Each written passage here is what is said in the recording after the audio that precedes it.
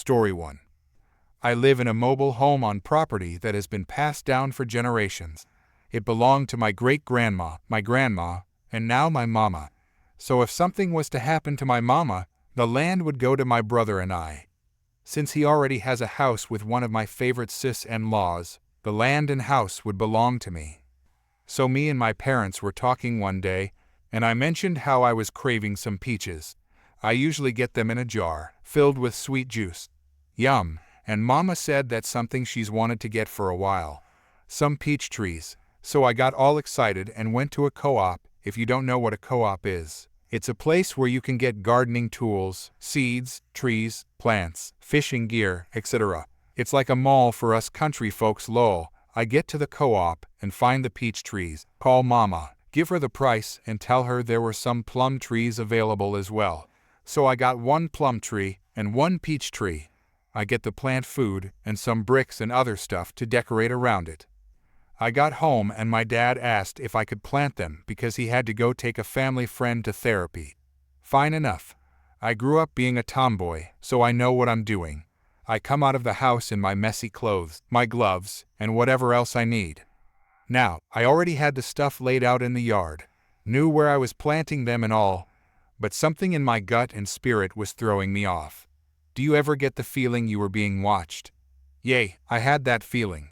I look up, and it's a white car driving by mighty slow. Okay, so what's not about to happen is me getting kidnapped in broad daylight. No ma'am, no ham, no turkey, no bacon. Not today. For a female, I know how to take care of myself. I go in the house and get my knife that I keep for protection and stick it in my pocket. I should note that there are 2 entrances in our yard that are connected. So it's like you come in one entrance and can go out the other. I came back outside, and this same car came back and pulled into our yard and went out the other way. Okay, now I'm creeped out. So I grab my phone and put 911 on speed dial. I've lived in this neighborhood my whole life, but I'm a homebody. I don't like going out that much. So after I put the phone on speed dial, I put it right next to me on my small table and got started digging holes for our trees. Soon as I'm done digging, I grab the plant food and the trees, fix them up real nice and straight, and put the dirt back over. Now it's time for me to decorate. My favorite part, I grab my bricks and everything else, and not even 5 minutes of me starting, the same damn car is driving by. But this time it came into the second entrance and pulled all the way into the yard and stopped. Some tall, lanky guy steps out and says, "How much? How much do you charge to do this? I like the work you did. I'm looking for someone to do a job like this." So I'm looking at him all confused and I say, "I'm sorry, sir, but I don't do this for work. I'm just planting in the yard." He gives me a side eye and says, "How do you not do this for work? Clearly the owner of this house paid you to do it. Just give me an estimate. A man like you can do the work." Okay, I know I'm a tomboy, but how in the hell do you mistake a female with obvious female body proportions for a man? So I look at him all mad and say, 1, I am not a man. 2, I don't do this for work. 3, this is my house and you are trespassing. Did you not see the no trespassing sign on the tree by the entrance? Big and black sign with big capital red letters. So now he got this, I don't want to hear no excuse attitude and says, "Look man, I just want a damn estimate. It's not that hard to do. Just come up with a price to do the yard work." Yup, right about now, I'm pissed to the highest level of pisstivity. I remembered I had my phone already on speed dial, so I told him to either leave willingly or the police will be called. Whole time, I already pressed dial. This fool really stood there for a second, completely stepped out of the car and stood next to it and said, "No." He said somebody was going to hear about how I, who to him is still a man, won't give him service. Then asked the stupid question, "Where is my van or truck with our company name?" Yup, my level of pissivity is going higher. I'm giving the 911 operator my address, and when he said that, I screamed out, "Get off my property. I told you that this was my house and that I wasn't a man. But you bout to get your body beat like I'm a freaking man if you don't leave." Mind you, I have my other hand in my pocket, with my finger on the button of my knife, if he tries something. The whole time, He's still standing there arguing with me. A few minutes go by and the police show up. And it just so happens to be a cop I've known since I was a kid. He was my big brother's chief when my brother was a policeman. Knew my mama and my daddy. Boy, was I happy to see him, as soon as he stepped out and asked what happened. I couldn't get a word out before this maniac went crazy about how I, an employee of a gardening company, cursed at him. That part was true. Threatened him also true, and assaulted him. Whoa now, that part was definitely false. Chief looked at me and at the house and back at me and said, "Baby girl, is that you?" I looked at him, took off my garden hat, showing my high afro puff, put my glasses on and said, "Yup, it's me, Chief." Dude jaw dropped, then looked me up and down. Chief said, "This is a female, sir. She lives here in this house. I know her and her family very well. She doesn't work for a garden company. She and her parents just like to garden in their yard. You have been warned to leave this property because it is private property, and you refused. So now I have to arrest you. You better be glad she didn't assault you like you claim she did, because for one, with this being their property, they have a right to defend themselves on this property if you're still on it. And two, this girl grew up watching wrestling and wrestled with my boys. She'd kick your butt. Okay, hands behind your back. I'll call a tow company to come pick up your car." Meanwhile, I'm just standing there, a big grin on my face. When the chief was leaving, my dad pulled up and asked what happened. I told him the whole story, and he pressed charges because he was on our property. Oh, and now we have fresh peaches and plums that are so sweet. They've given me sugar bumps. Little tiny bumps that come up from eating something extremely sweet and are very, very itchy. Lol. Letting everyone know, I am not a diabetic. I get tested every month. I have even switched doctors and still don't have diabetes.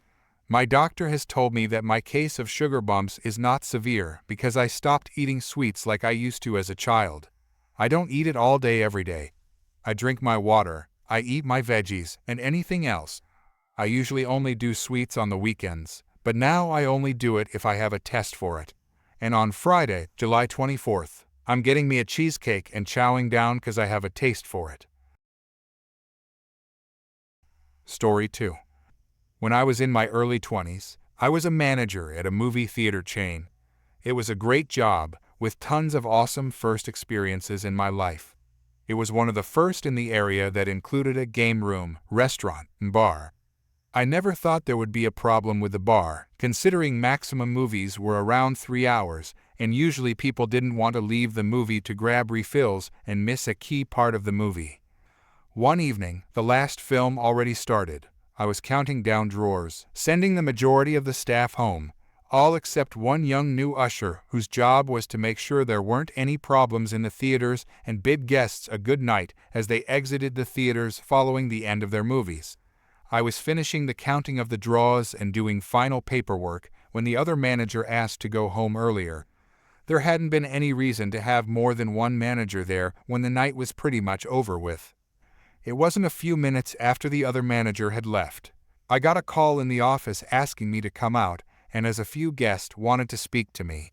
When I came out from the rear of the concession counters, the usher Joel was standing there with these two elderly women ladies.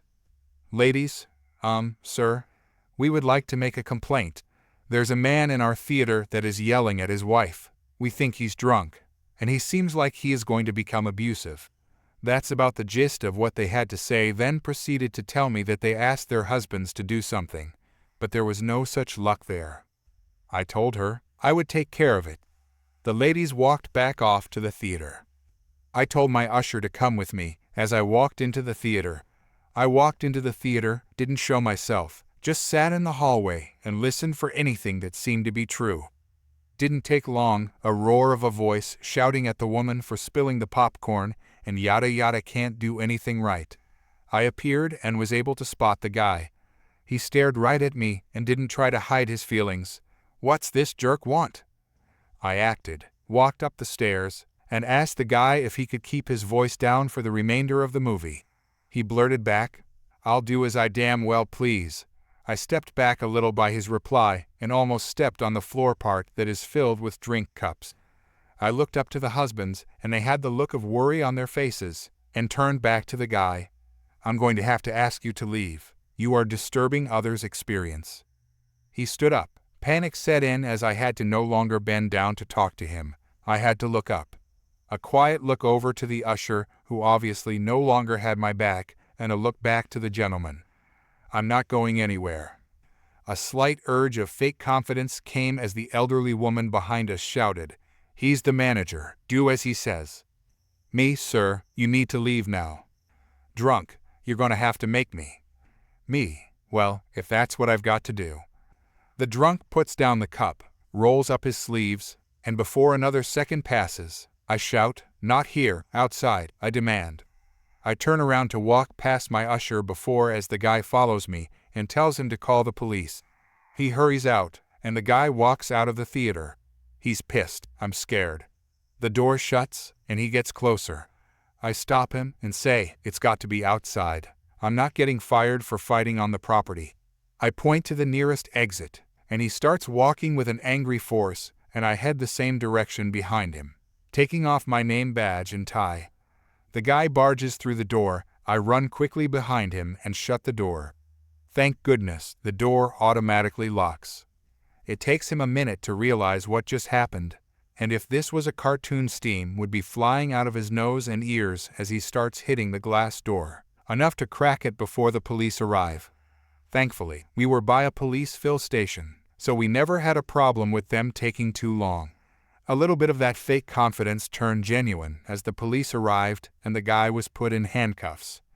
I talked with the police for a little bit, handed over the video feed of him exiting the theater to walking outside, waited until the movie had finished to inform his wife, who wasn't worried at all that he had gone to jail. She said upon leaving that he deserved a night in there and walked out to her car and left. The elderly woman thanked me and left as well. I went back to the office, finished up my paperwork, left a note for the morning managers to watch the video of my heroism, locked everything up and headed home. Story 3. I had to make a parts run for the husband. The parts store is in a strip mall. This strip mall is U-shaped. There is a main road that runs one way from the entrance to the exit. The parking for the mall stores is one big parking lot. The parts store, the tire store, the oil change place all have their own parking lots separated and surrounded by a low wall. So as you're exiting, there is a 2-foot wall all along your passenger side, except where the entrance exits are for those 3 stores. Also, once you get to a certain point at the exit, there is the same type of wall to your driver's side. The exit is right turn only with a high curb to make sure you only try to turn right, along with a high median to prevent left turns and to prevent people coming in the exit. This leads to a short side road with a light where you can then turn left or right onto the main road safely. Just as I reach the point where there are walls on either side of me, I realize there is an Escalade heading straight towards me. I stopped immediately. Behind me is this big dually extended cab truck. I'm stuck. The woman in the Escalade lays on her horn and uses her hands to motion for me to move back. I threw my hands up in the air as if to say, "Where am I supposed to move to?" We sat there for several minutes with her continuing to lay on her horn. I can see in my mirror the guy in the dually just shaking his head. Finally, she got out of her Escalade and marched herself up to my car. She immediately started screaming at me to get out of her way. She has an appointment at the oil change place. She's running late, and this is the easiest way to get there. I don't even know how she was able to get into the exit without running over a high curb, the high median, or coming down the wrong side of the road. I didn't even engage her. I just shook my head. The man in the dually got out and advised her he had called the police, and she was 100% in the wrong, so maybe she should figure out how to get out of our way before they arrive. She then started screaming at him that if he would just move, she could. He said there's a line trying to get out. He can't go anywhere either, so she needs to back up and get out of the way. The police showed up. She immediately started screaming at them to make me move. I'm blocking her getting in and making her late for her appointment. He asked for her license and registration. He also asked her to please stay inside of her vehicle. Meanwhile, other officers have shown up, and are directing traffic back through the lot to allow others to exit through the entrance and allow others to enter. Dually Guy and I are asked for our ID to give witness statements, not that they're needed obviously, but it's mentioned she's getting a ticket for driving the wrong way on a one-way street. Usually this is a minor traffic violation with a fine, unless there is an accident. But since she's made such a scene and caused such a backup, they have a level 2 violation.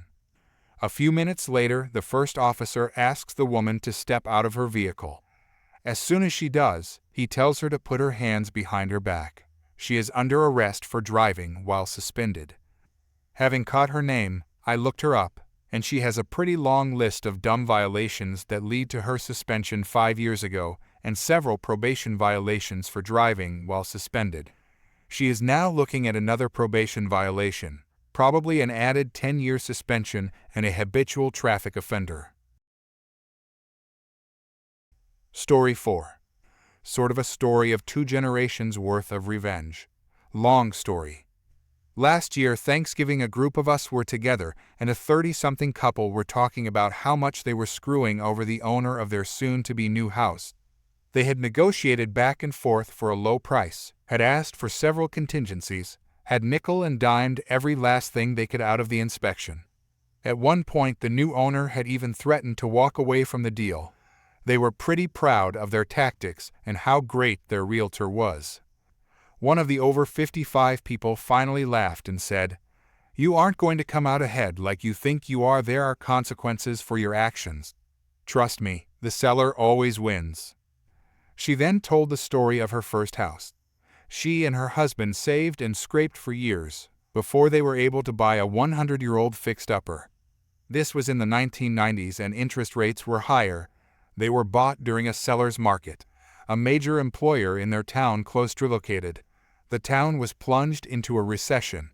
No jobs, people moved away and housing prices dropped. 4 years later, she and her husband are getting a divorce. It is now a buyer's market. Their house sits on the market for over a year. Finally, they get an offer.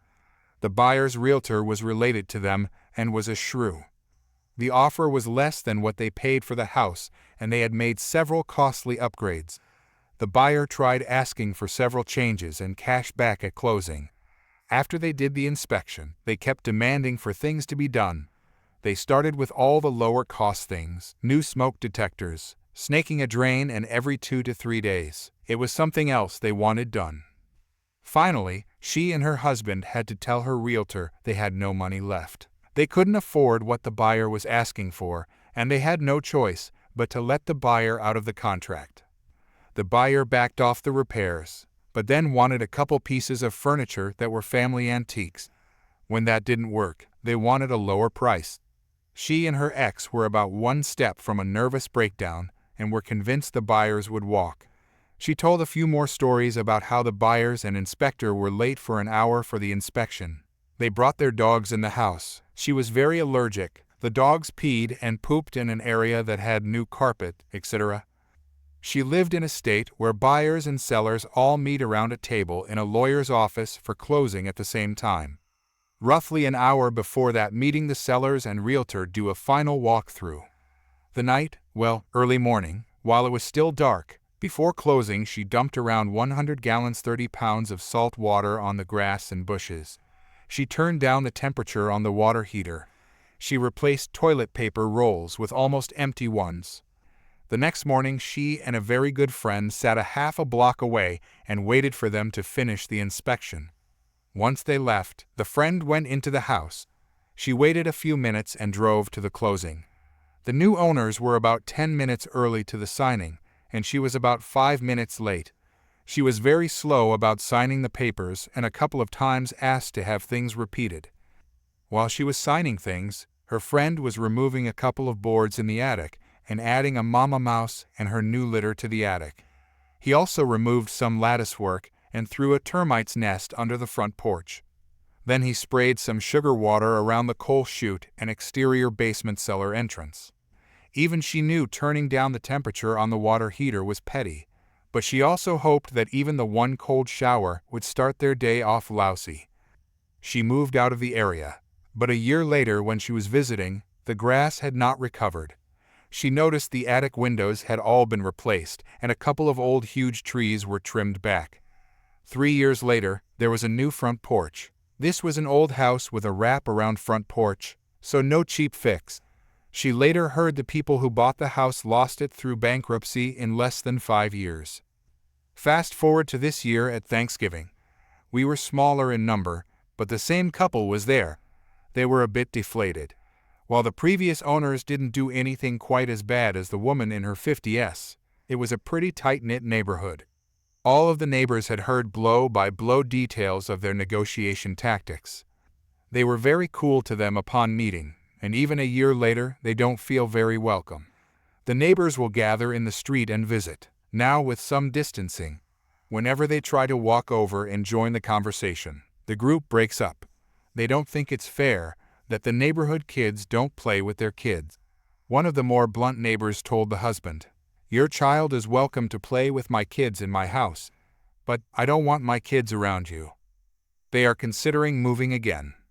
They aren't bad people, but it reminded me that buying a house may be a business transaction. But, like the woman said, there's consequences for every action. Story 5. A few months ago, I was just another face in the crowd, trying to make ends meet in the big city. I had a decent job, an apartment, and what I thought was a solid group of friends. But then, everything started to fall apart faster than I could have imagined. First, the company I worked for went under without warning. No severance, no preparation, just an email on a Friday afternoon saying, "Sorry, we're closing up shop."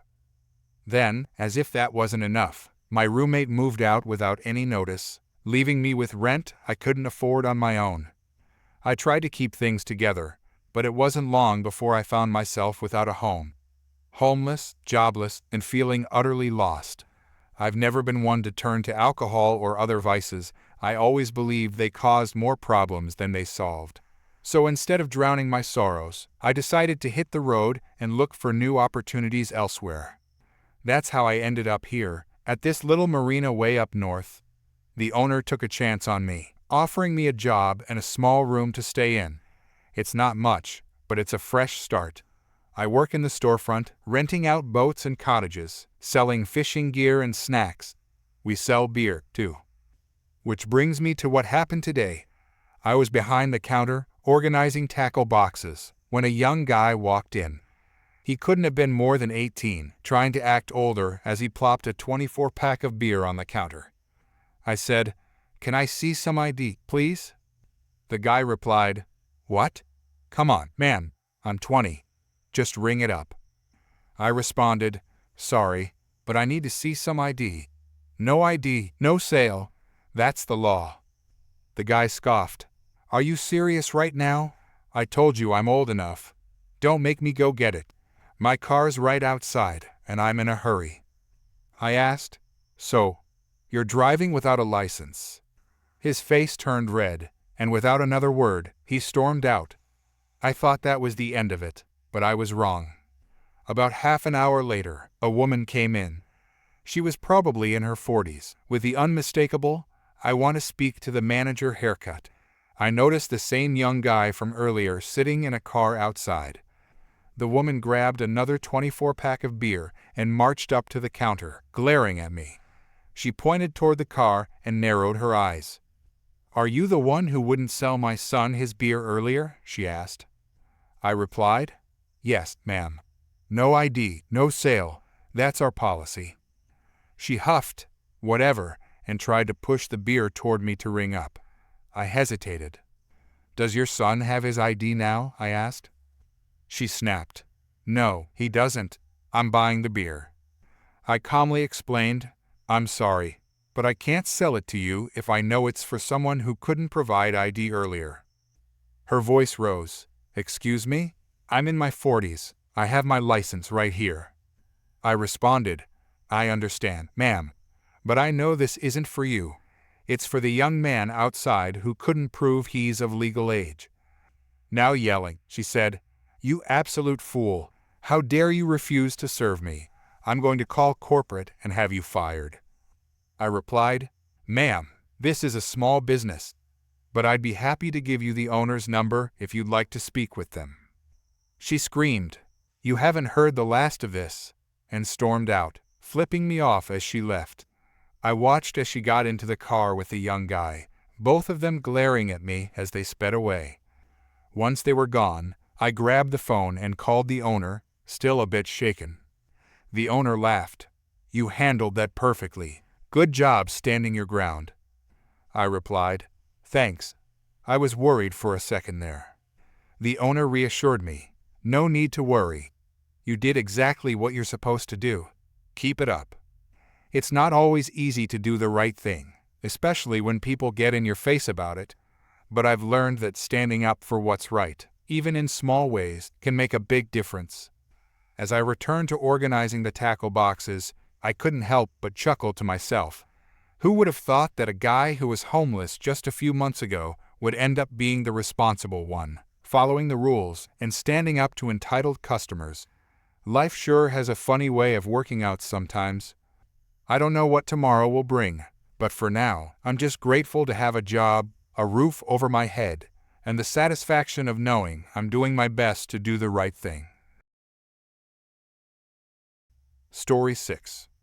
I have a story from my time working at Walmart. This takes place when I first started working there back in 2014, and I was assigned to the electronics counter. It was late in the evening, and the photo center had already closed. I was the only one at the stand since the others were either on break, somewhere else in the store, or at lunch. Business was slow, so being alone seemed manageable until things took a turn. About 15 minutes passed, and a teenager, the entitled daughter in this story, came up to the counter and placed a cell phone and its box in front of me. I was already helping a father who will become the hero of this story, as you'll soon see. I asked the father if he would be all right while I helped the other customer, and he was fine, browsing the children's movie section. As I turned to assist the teenager, she held her hand up to me, signaling for me to stop talking, something I distinctly remember. Entitled daughter, "I want a refund on this phone. It doesn't work with the plan I have." I looked at the phone and noticed it was a Walmart plan that works with a popular service provider. While it's not the best, it's often a good starter plan before switching to more well-known carriers. Then, I checked the receipt and knew right away this was going to be a tricky situation. For those who don't know, all electronics items can be refunded, but cell phones must be returned within 15 days. Other items have a 30 or 90-day return policy, depending on the department. In this case, the receipt showed the purchase was way beyond the 15-day return window. Me: "I'm sorry, ma'am, but I can't process a refund. The return period has passed." The entitled daughter was not happy about this. Entitled daughter: "What do you mean? My mom and I were just here a few days ago when we bought it." Me: "I'm sorry, but according to the receipt, you purchased this phone well beyond the 15-day return policy. There's nothing I can do." The entitled daughter huffed in frustration, growling as she stormed off with the phone and receipt. I sighed and leaned on the counter. At that moment, the father, who had witnessed the entire exchange, approached the counter with a few movies. "Father, my hero, that was rough to deal with, huh?" I laughed while scanning his items. Me: "You have no idea, sir, and it's just my first month here." We both had a good laugh. As I handed him his receipt, I saw the entitled daughter returning this time with her mother. The entitled mother: I knew I was in trouble. Entitled mother: why wouldn't you give my daughter her money back? We brought everything." Me: "I understand, ma'am, but the return policy has passed. Even if I scan it, the serial number wouldn't be in our system anymore." The entitled mother began yelling at me, calling me a few unpleasant names, and demanded that I get a manager. I phoned management, and both mother and daughter stood there with smug expressions, confident that they'd win. Soon, the manager arrived and asked what the problem was. Entitled mother: "Your employee was rude to us and won't refund my daughter's phone, which we bought just a few days ago. I want my money now, and I want this brat fired." The manager listened to my side of the story, but the entitled mother kept interrupting, calling me names until the manager finally looked at the receipt. One glance, and he understood the situation. Manager: okay, ma'am, 2 things. First, do not speak to my employee like that. She's just doing her job. Second, you bought this phone a month ago. We can't refund it because the serial number is no longer in our system, and this is our policy. The entitled mother and daughter weren't having it and began shouting at both the manager and me for not helping them. That's when the father, who had been watching the entire situation unfold, stepped in between us. Father, my hero. Ma'am, you need to calm down, and you need to get a handle on your daughter as well.